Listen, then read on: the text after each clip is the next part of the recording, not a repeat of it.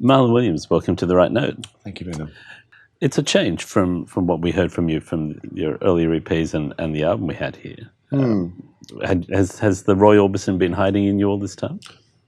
Well, I feel like there's there's the beginnings of a lot of Roy-esque stuff in the last album. It's some of the more cinematic songs, like "I'm Lost Without You." There was, it's that the tendency towards the dramatic, and and I've been listening to a lot more sort of what I'd call art pop or Baroque pop stuff since that, and it's certainly played into the making of this new album. Now, the album sounds quite spare, really, rather than Baroque. I mean, you haven't gone overboard with instrumentation.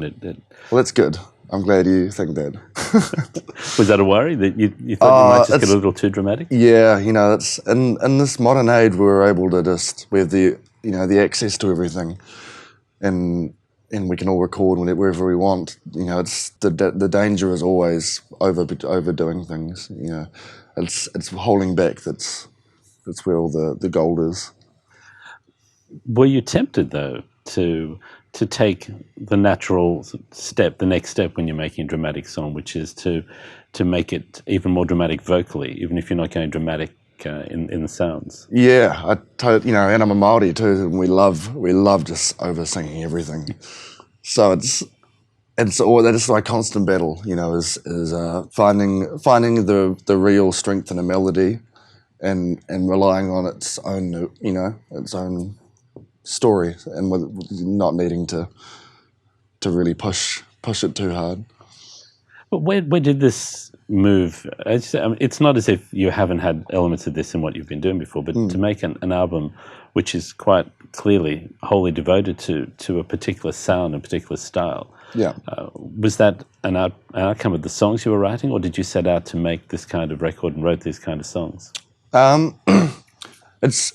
It's reactive. It was definitely an outcome of the songs I was writing. It's pretty much all of those songs were at least completed, if not started, within 1 month.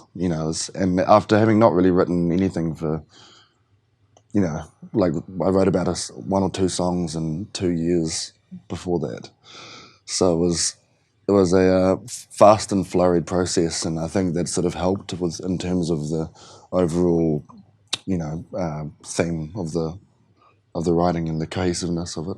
Is that how you've worked in the past? A flurry of writing after long periods? Yeah, it's like how it was always the same with exams or anything at school. It's just and then utter panic, utter panic and tears, and then then you're stuck with whatever you've got after that brief moment of chaos. So do you think you've passed this exam? I don't know if it's a pass or fail thing, but I don't know. I completed the exam. That'll do for now. Where did you write the album? I wrote it in Littlesham. I think Littlesham for me is going through the tunnel and coming back to that port town is definitely a trigger for me. I'm not very good at writing on the road or anywhere else really, except for Littlesham. That's my brain knows that when I go through there, it's the time that I have to do that stuff. When you were working, touring in the States and playing shows at the Troubadour, did you find yourself soaking up sounds or material that turned up in these songs? I do everywhere. Like Spotify is my number one. As a listener and a music appreciator, it's my number one source of inspiration. And I know it's always under fire for not paying the 99% of artists enough, but as a listener, it's been completely invaluable. I've learned so much from related artists. It's like having a record store just on my shoulder when I'm on tour the whole time. Without the disapproving guy behind the counter saying, "You're buying that, really?" Yeah, exactly. Yeah. So what have you been listening to on Spotify or elsewhere?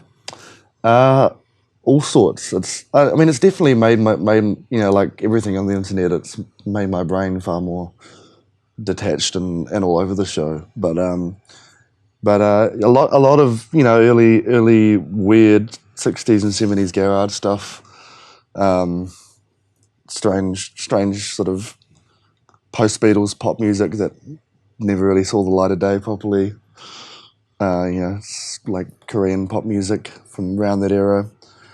A whole host of random things that have all sort of worked their way into my psyche, I think. Is that the next wave for Marlon Williams, the Korean '60s pop? It'll get sort of swirled up in there somewhere, and you won't really be able to tell, but it'll have some sort of stake in it, I'm sure. And of course, that could be the next language you learn as well. Yeah, maybe. I'd like to learn Māori properly before I learn anything else. Do you sing in Māori? In Māori, yeah, I do. It's a really, really great language to sing in. I wish there were people who wrote opera in Māori, because it's pretty much the same vowel sounds as Italian, and I think it's an untapped thing, and I'd love to, if I could improve both my, music theory skills and my Māori skills, I'd love to write an opera in Māori.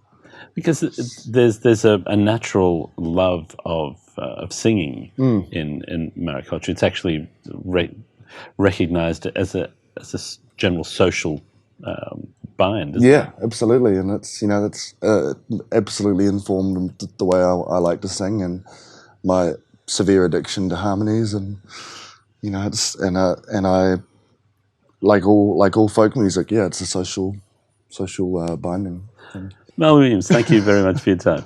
My pleasure. Thank you.